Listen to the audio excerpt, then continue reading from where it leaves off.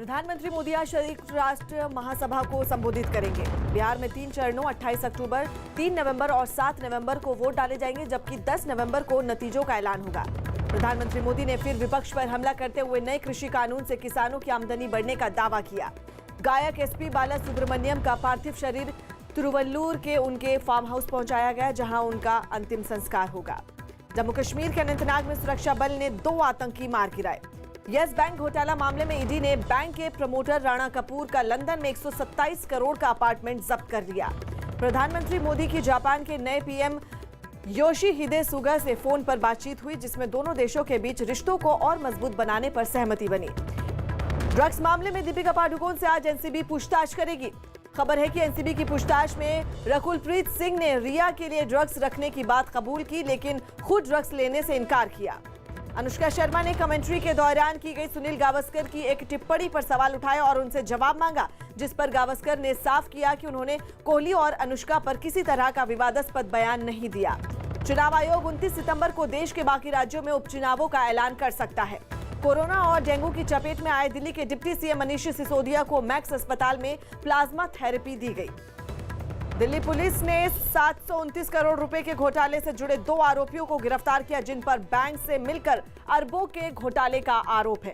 LAC पर तनाव के बीच किसी भी खतरे से निपटने के लिए वायुसेना ने पाकिस्तान और चीन से लगी सीमाओं पर जंगी जहाजों की तैनाती कर अपनी तैयारी पूरी कर ली है।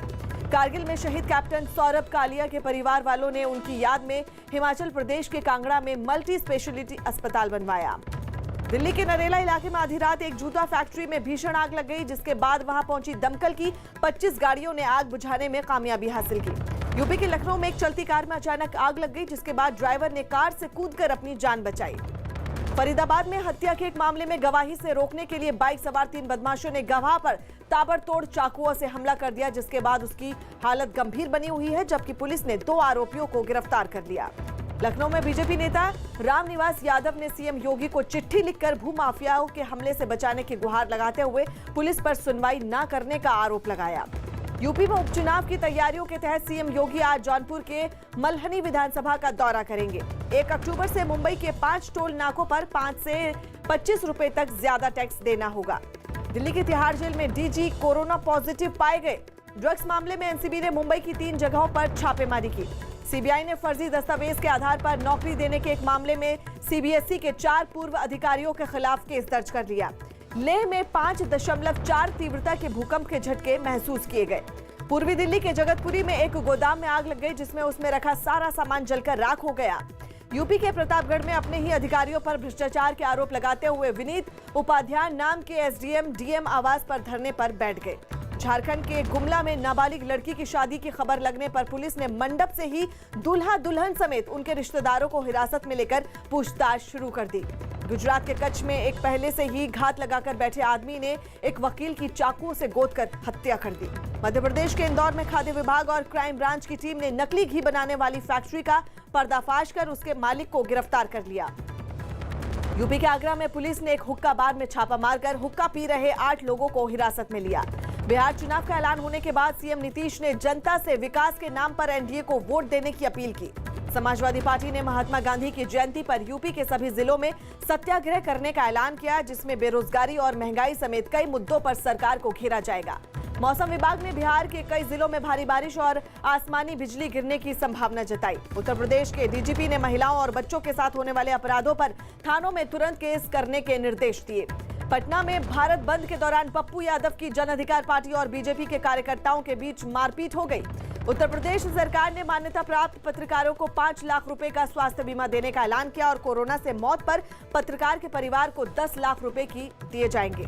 प्रयागराज पुलिस ने हाईवे पर लूट के आरोप में 4 बदमाशों को गिरफ्तार कर लिया। बिहार के दरभंगा में एक स्कूल का उद्घाटन करने पहुंचे बीजेपी विधायक जीवेश कुमार का कुछ लोगों ने विरोध किया। दिल्ली पुलिस ने ड्रग्स की तस्करी के आरोप में 2 लोगों को गिरफ्तार कर लिया और उनके पास से 15 लाख रुपए का नशीला पदार्थ भी बरामद किया। राजस्थान के बलरामपुर में एक मकान के पास मिले अजगर को वन विभाग की टीम ने पकड़कर नदी में छोड़ दिया। बेंगलुरु में किसान बिल पर सहमति बनाने के लिए सीएम येडियुरप्पा ने किसान संगठनों से बातचीत की। तेलंगाना सरकार ने पब और बार को शर्तों के साथ अभी से खोलने की इजाजत दे दी।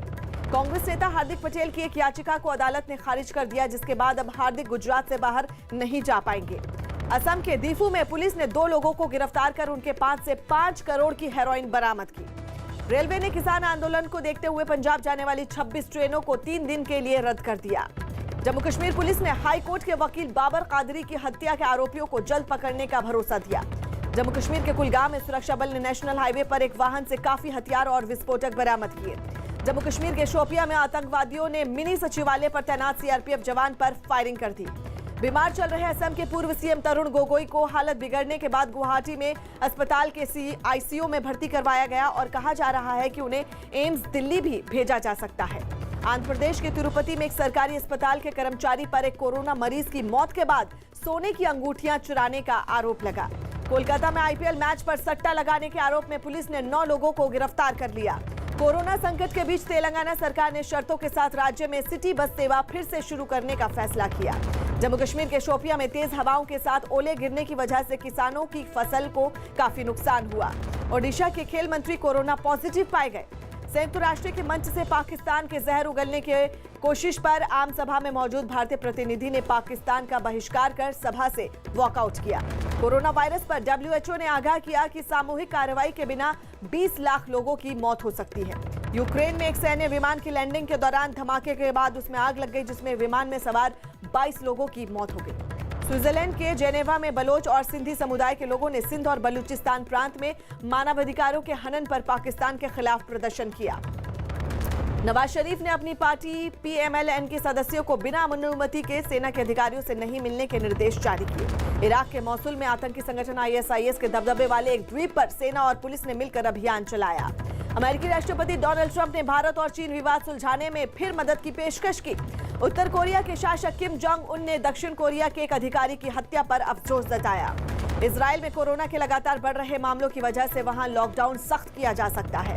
थाईलैंड की संसद के बाहर कई लोगों ने धरना दिया, जिसके जरिए संसद में संविधान संशोधन पर चर्चा के दौरान सरकार पर दबाव बनाने की कोशिश की गई। अमेरिका के एक सैन डिएगो एयरपोर्ट पर एक छोटा विमान हादसे का शिकार हो गया, जिसमें पायलट समेत 2 लोग घायल हो गए। अर्जेंटीना के जंगलों में लगी आग की वजह से अब तक कोर्डोबा के हजारों एकड़ के जंगल बर्बाद हो गए। स्पेन के मैड्रिड में हाल में लगाई गई नई कोरोना पाबंदियों के खिलाफ कुछ लोगों ने प्रदर्शन किया। पाकिस्तान में विदेश से आने वाले लोगों के लिए 5 अक्टूबर से कोरोना नेगेटिव सर्टिफिकेट जरूरी कर दिया गया। पेरिस में पत्रिका शादी एबो के पुराने दफ्तर में 5 चाकू से हमले में 4 लोग घायल हो गए, जिसके बाद इस मामले में 2 लोगों को हिरासत में लिया गया। ग्रीस के एथेंस में सैकड़ों छात्रों ने टीचरों ने कोरोना संकट के बीच स्कूल खोलने का फैसले का विरोध किया।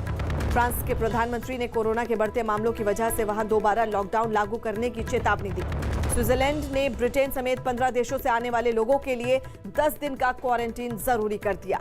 नेपाल में विपक्ष ने वहां की सरकार पर हमला किया और नेपाल की जमीन पर चीन के कब्जे के मामले में जवाब मांगा।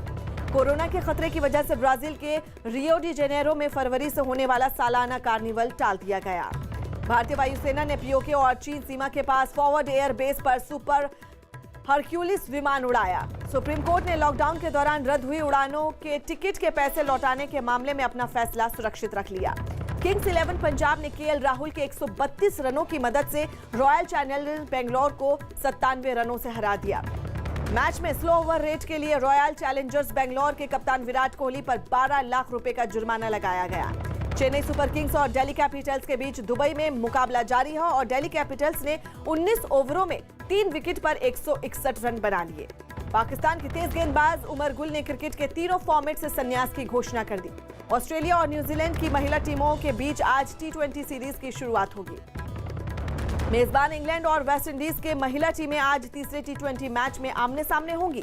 कोरोना के खतरे की वजह से नवंबर में होने वाला ऑस्ट्रेलिया और अफगानिस्तान का मैच टाल दिया गया।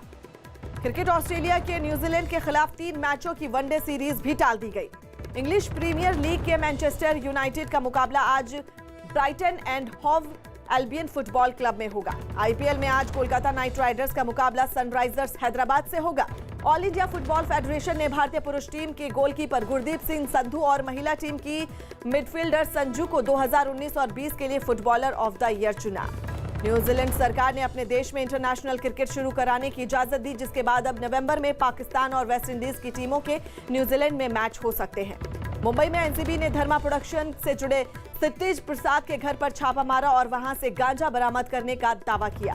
कंगना के दफ्तर में तोड़फोड़ के मामले में बॉम्बे हाईकोर्ट ने बीएमसी से सोमवार तक जवाब मांगा। यामी गौतम और विक्रांत मैसी की फिल्म जिनी वेट सनी का ट्रेलर रिलीज कर दिया गया। अर्जुन रामपाल की कोरोना रिपोर्ट नेगेटिव आई, लेकिन अभी भी वो 4 दिन बाद फिर टेस्ट करवाएंगे। अभिनेत्री सुरेखा सीकरी की तबीयत में सुधार के बाद अस्पताल से छुट्टी मिल गई। ब्रेन स्ट्रोक के कारण उन्हें 9 सितंबर को अस्पताल में भर्ती करवाया गया था। स्कॉटलैंड में बेल बॉटम की शूटिंग कर रहे अक्षय कुमार ने समय निकालकर लंदन के गुरुद्वारे में प्रार्थना की। जॉन अब्राहम और दिशा पाटनी की फिल्म एक विलेन के सीक्वल की शूटिंग अब अगले साल जनवरी में शुरू होगी। निर्माता रितेश सिद्धवानी ने फिल्म फुकरे 3 पर काम शुरू कर दिया। अनुराग कश्यप के खिलाफ यौन शोषण के आरोप लगाने वाली अभिनेत्री पायल घोष की मेडिकल जांच करवाई गई। खबर है कि बीजेपी सांसद और अभिनेता रवि किशन को कई बड़ी फिल्मों से बाहर कर दिया गया। आशंका है कि ड्रग्स के खिलाफ आवाज उठाने की वजह से ऐसा